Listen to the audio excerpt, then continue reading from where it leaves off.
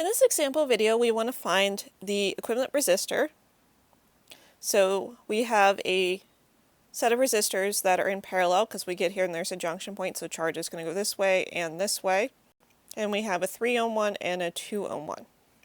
So to find the equivalent resistance, we're going to use the inverse rule since they are in parallel. So 1 over the equivalent resistance. So you go to 1 over R1 plus 1 over R2. So we're going to do 1 divided by 3 plus 1 divided by 2, and then take the inverse of that to get 1.2 ohms.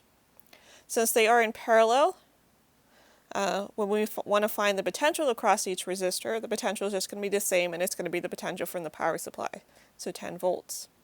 However, their current is going to be different, so when we find the current across each resistor, we're going to have to take the 10 volts divided by the 3 ohms to get 3.33 amps, and then take the 10 volts divided by the 2 ohms to get 5 amps. So to summarize, because these are two resistors in parallel, we use the inverse rule to find the equivalent resistance. The potential is going to be the same for both, but the current is going to be different.